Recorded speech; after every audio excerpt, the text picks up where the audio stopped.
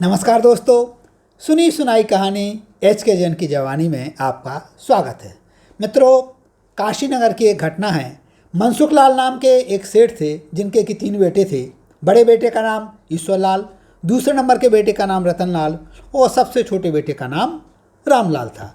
मनसुख लाल का जो कारोबार था बड़ी अच्छी तरह से चल रहा था और उनके कारोबार को उनके दोनों बेटे ईश्वरलाल और रतनलाल संभालते थे और जो सबसे छोटा बेटा है रामलाल वो पढ़ाई किया करता था। सब कुछ अच्छा चल रहा था, व्यापार बहुत अच्छा चल रहा था।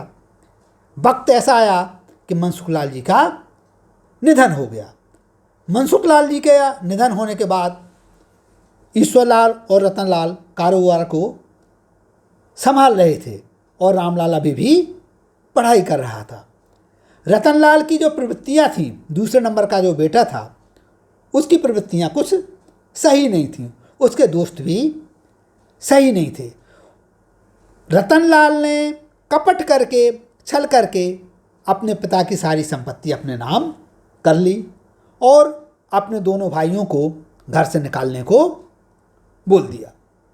ईश्वरलाल ने और रामलाल ने किसी तरह का कोई विरोध नहीं किया और घर से चल दिए।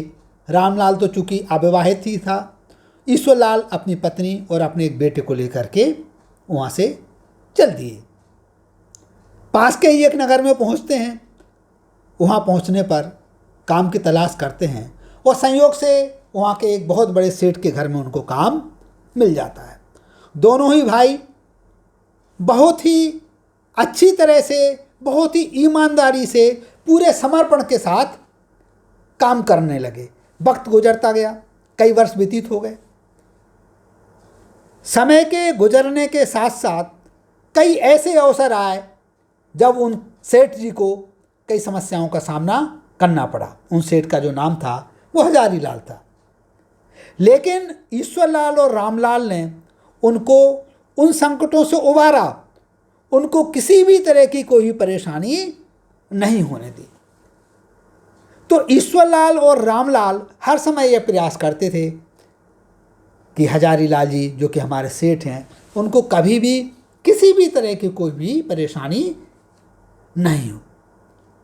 हजारी लाल जी के मन में भी इन दोनों भाइयों के प्रति स्नेह पैदा हो गया था। उनके मन में एक विचार आता है कि मेरे कोई संतान नहीं है, क्यों ना मैं ईश्वरलाल और रामलाल को ही अपने संतान मान करके अपनी संपत्ति इन दोनों को सौंप दूं। हजारी लाल जी ऐसा ही करते हैं, अपनी सारी संपत्ति इन दोनों के नाम कर देते हैं। ईश्वरलाल और रामलाल बड़े ही प्रेम पूर्वक, बहुत ही अच्छी तरह से हजारी लाल जी की सेवा करते हैं। एक दिन ऐसा आता है कि हजारी लाल जी का भी देहावसान हो जाता है। वक्त गुजरता जा रहा था। एक दिन ईश्वरलाल को मालूम पड़ता है कि जिस भाई ने उनको घर से निकाला था उस भाई को कुछ कारणों से जेल हो गई है और उसकी जो संपत्ति है वह भी कुर्की हो गई है। वो जाते हैं, अपने भाई की जमानत कराते हैं, उसके परिवार को, और उसको लेकर के अपने पास आते हैं। समझाते हैं, बुझाते हैं कि जो हो गया है वो हो गया है। चूँकि वो सट्टा खेलने लगा था, बुरी संगत में फंस गया था, इसलिए इस प्रकार की समस्या का सामना करना पड़ा। लेकिन ईश्वर ने, जो कि उसका बड़ा भाई था, किसी भी तरह से कोई ऐसा न जता करके अपना फर्ज अदा किया और कहा कि तुम हम लोगों के साथ में रहो और हमारे व्यापार को संभालो, तुम बहुत ही होशियार हो। अब 2 की जगह तीनों भाई उस व्यापार को संभालने लगे थे। क्योंकि रतनलाल होशियार तो था ही, उसने अपनी बुद्धि का और अधिक इस्तेमाल किया और उनका व्यापार दिन दूना रात चौगुना बढ़ने लगा। तो मित्रों, ऐसे अवसर कभी भी आते हैं। कभी परिवार बिखर जाता है, लेकिन एक होने के भी अवसर हमारे जीवन में आते हैं।